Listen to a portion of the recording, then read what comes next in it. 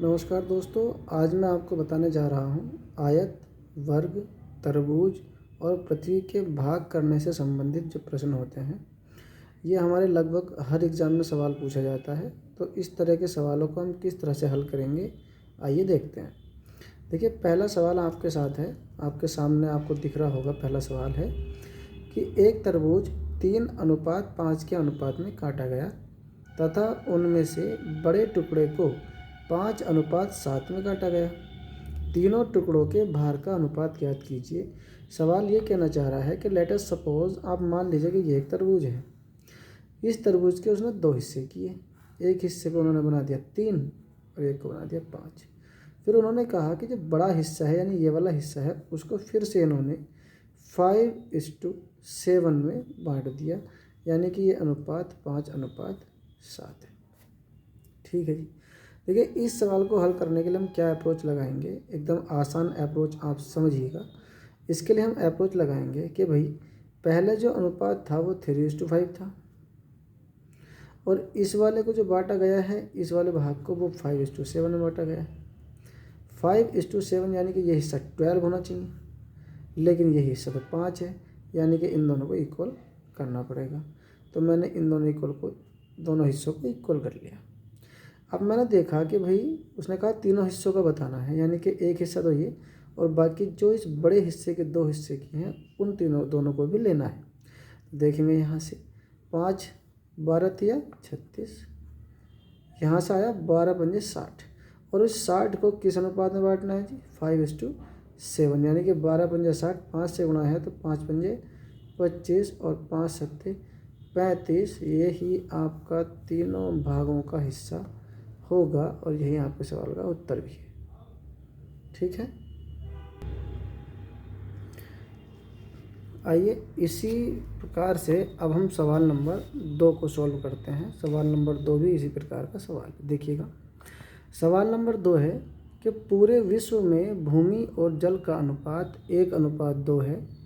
उत्तरी गोलार्ध में यह अनुपात 2:3 है, तो दक्षिणी गोलार्ध में यह अनुपात कितना होगा, ये बात पूछना चाह रहा है। देखिए, वैसे तो इसमें जी का कुछ भी आपको नहीं लगाना, केवल आपको गणित से ही हल करना है। जैसे आप जानते भी हैं कि 2 ही गोलार्ध होते हैं, उत्तरी और दक्षिणी गोलार्ध। लेकिन आपको ऐसा समझिए कि मान लीजिए ये आपकी पृथ्वी है, ठीक है। 2 गोलार्ध बना दिए, एक उत्तरी गोलार्ध और एक दक्षिणी गोलार्ध। उन्होंने कहा कि पूरे विश्व में तो है 1:2 का, लेकिन उत्तरी गोलार्ध में जो है वो अनुपात है 2:3 का।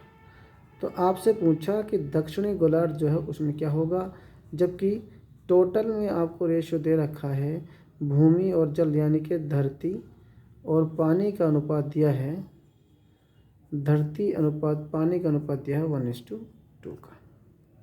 देखिए, इस तरह के सवालों को कैसे हल करेंगे, जरा हम देख लेते हैं।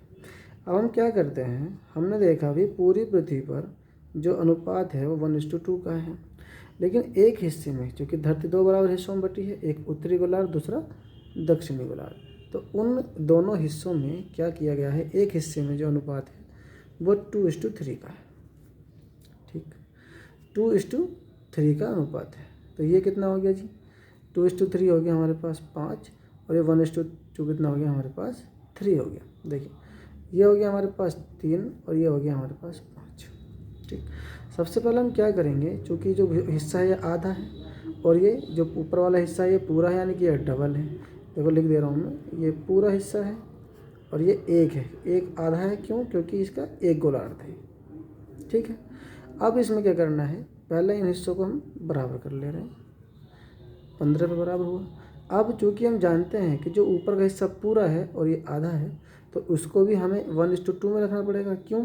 क्योंकि ये डबल होगा तो ये आधा होगा, तो इसलिए यहाँ पर 2 से गुणा कर देंगे और यहाँ पर 1 से गुणा कर देंगे। बस, अब आपको कुछ नहीं करना। अब आप रेशो बना लीजिए। आपने यहाँ अतिरिक्त किस चीज़ से गुणा की है? 10 से, तो यहाँ रेशो हो जाएगा 10:20 का। यहाँ आपने अतिरिक्त किस से गुणा की है? 3 से, तो 3 9 6 और 3 3 9 आ गया। ये पूरे का था, टोटल का था, ये हाफ का है। ये टोटल का था और ये हाफ का है। तो हमसे पूछा सेकंड हाफ का, तो सेकंड हाफ आप निकालेंगे इसको लेस करके। यहाँ से 4:2 यहाँ से जाएगा 11, तो हम कह सकते हैं कि दक्षिणी गोलार्ध में जो भूमि और जल का अनुपात रहा होगा वो रहा होगा 4:11 का। आइए इन्हीं सवालों पर आधारित एक तीसरा सवाल और जान लेते हैं जो एक आयत पर डिपेंड करता है। सवाल क्या है? नीले और पीले रंग के चित्र में नीला अनुपात पीला 4:3 है। चित्र के ऊपरी आधे हिस्से में यह अनुपात 2:3 है, तो निचले आधे हिस्से में यह अनुपात क्या होगा?